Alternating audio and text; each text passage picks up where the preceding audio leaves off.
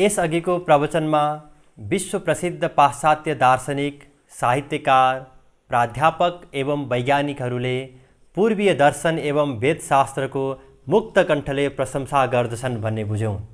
आखिरी किन उनीहरू हाम्रो दर्शन अनि शास्त्रको अगाडि नतमस्तक छन्, अथवा उनीहरूकै शब्दमा भन्नुपर्दा किन घुँडा टेक्न बाध्य छन्, किन यस प्रकारको अभिव्यक्ति दिए, यसको कारण म यहाँहरू समक्ष क्रमशः प्रस्तुत गर्नेछु।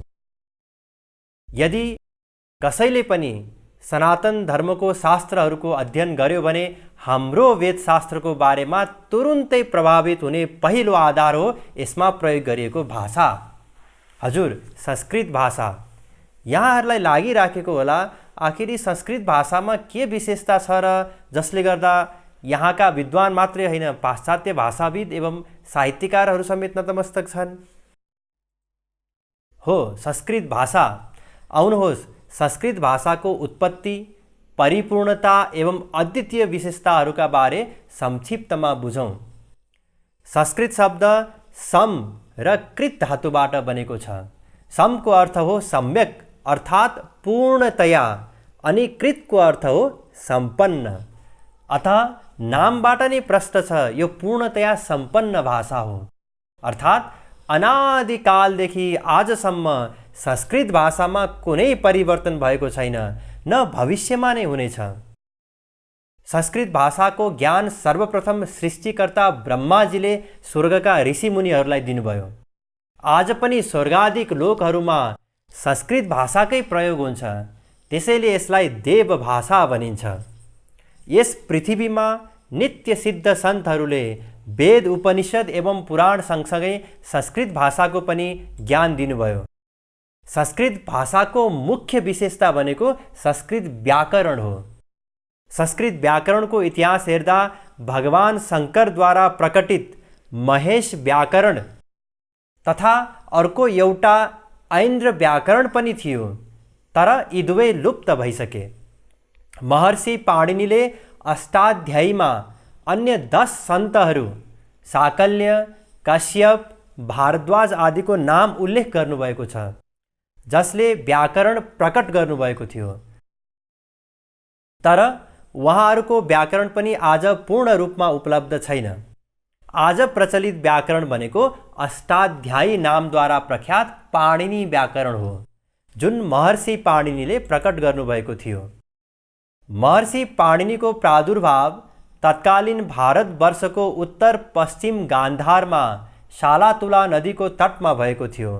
ब्रह्म वैवर्त पुराण गणपति खण्ड अध्याय 23 को 11 देखि 15 श्लोकमा महर्षि पाणिनिका समकालीन 28 जना महर्षिको वर्णन गरिएको छ, जसमा पाणिनि, सनकादिक, अत्रि, अंगिरा, भृगु, मारीच, कनद, लोमस, कपिल, मार्कण्डेय, कात्यायन, गौतम, वशिष्ठ, कश्यप, दुर्वासा आदि महर्षि मुनि सन्तहरूको नाम छ। अतः महर्षि पाणिनि अनादि नित्य सिद्ध सन्त हुनुहुन्छ। महर्षि पाणिनिको व्याकरण भगवान शङ्करको प्रत्यक्ष कृपाको परिणाम हो। यससँग सम्बन्धित अत्यन्त प्रख्यात श्लोक छ। नृत्यावसाने नटराज राजो ननाद ढक्कां नव पंचवारं ऊर्धत्तु कामः सनकादि सिद्धा नेतद्विमर्शे शिवसूत्र जालम। भगवान शङ्कर जी महर्षि पाणिनिको अगाडि नटराज नृत्य गर्नुभएको थियो। उक्त नृत्य समापन पश्चात उहाँले डमरू बजाउँदाखेरि टोटल 14 वटा अत्यन्त स्पष्ट नादहरू, ध्वनिहरू प्रकट भयो। महर्षि पाणिनिले ती ध्वनिहरूलाई 14 वटा सूत्रमा बाँध्नुभयो, जसलाई माहेश्वर सूत्र भनिन्छ। ऐ उण रे ऋक् ए ओङ ऐ औच है वरट लं यमं गणनं झवं घडदस जव गडदस खफ छठ थच टतब कपए सख सरहल। यसरी यी 14वटा सूत्रलाई माहेश्वर सूत्र भनिन्छ।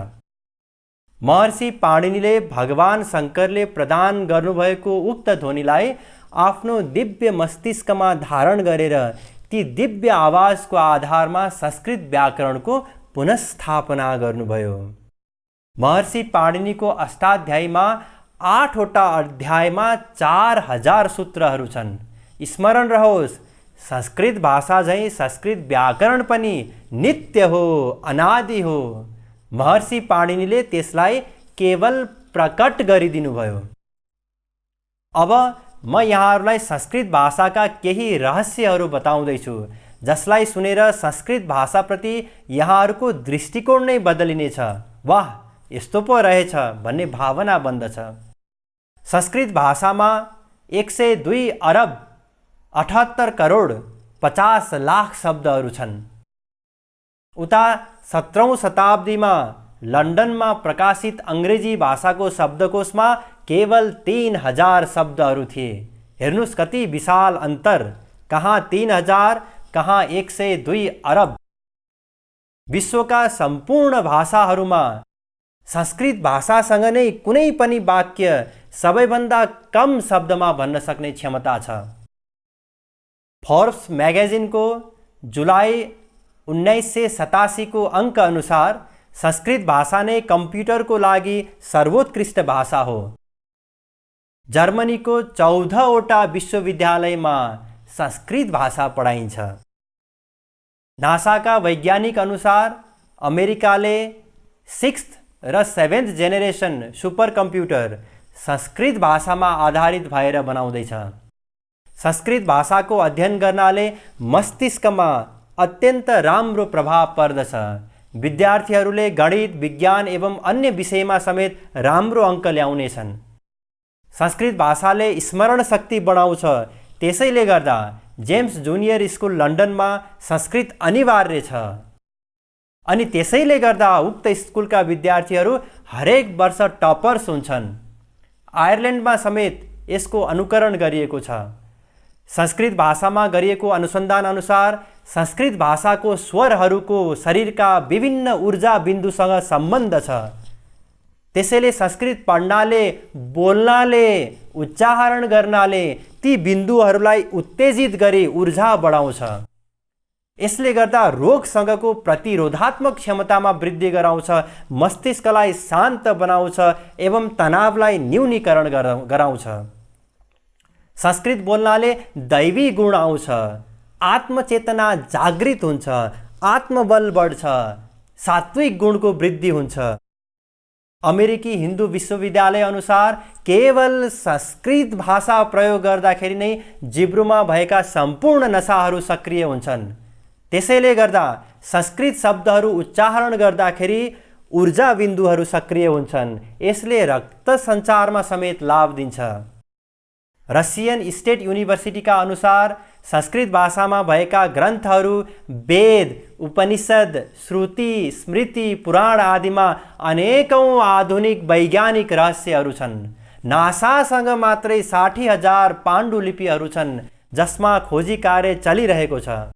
जसरी सनातन धर्मको बारेमा पाश्चात्य दार्शनिकहरूले मुक्त कण्ठले प्रशंसा गरेका छन्, जुन मैले यसअघिको प्रवचनमा बताएँ, त्यसै गरी संस्कृत भाषाको बारेमा पनि सबैजना नतमस्तक छन्। समय अभावले गर्दा सबैको भनाइ राख्न सम्भव छैन, तैपनि म कतिपय भनाइहरू यहाँ प्रस्तुत गर्दैछु। अमेरिकी इतिहासकार विल डुरान्टका अनुसार संस्कृत भाषा नै सम्पूर्ण भाषाहरूको जननी हो। नासाका वैज्ञानिक रिक ब्रिकका अनुसार Sanskrit and computers are perfect fit. फ्रान्सका जीन ली मी अनुसार संस्कृत भाषा यति विशुद्ध छ, यसका एक एक ध्वनि यति परिष्कृत छन्, जसले भौतिक, मानसिक, बौद्धिक एवं आध्यात्मिक सम्पूर्ण तहलाई यसरी आत्मसात गरेका छन्, यो कुनै मनुष्यले बनाउनै सक्दैन, यो कुनै मनुष्यको भाषा हुनै सक्दैन। अमेरिकी प्रोफेसर जोसेफ क्याम्बेलका अनुसार संस्कृत भाषा नै सर्वश्रेष्ठ धार्मिक भाषा हो। इतिहासकार प्रोफेसर ए.एल. बासमका अनुसार पाणिनीको व्याकरण बौद्धिक रूपले विश्वकै सर्वाधिक ठुलो उपलब्धि हो। जेम्स जूनियर स्कुल लन्डन, जुन मैले अघि बताइसकेँ, जहाँ संस्कृत भाषा अनिवार्य रूपमा पढाइन्छ, उक्त स्कुलका संस्कृत विभागका विभागीय प्रमुखका अनुसार संस्कृत भाषा विश्वको सबैभन्दा सिद्ध एवं तार्किक भाषा हो। संस्कृत भाषामा पानी भन्नको लागि 67 वटा शब्द छन्, पृथ्वी भन्नको लागि 65 वटा शब्द छन्, कमलको लागि 50 भन्दा बढी एवं हात्तीको लागि 100 भन्दा बढी शब्द छन्, वर्षाको लागि 250 भन्दा बढी शब्द छन्। संस्कृत भाषाका यी रोचक जानकारी एवं अद्वितीय विशेषताहरूपछि म यहाँहरूलाई अब संस्कृत भाषामा भएका वेदशास्त्र आदिमा कस्ता वैज्ञानिक रहस्यहरू छन् त्यसको बारेमा बताउनेछु, तर अर्को प्रवचनमा।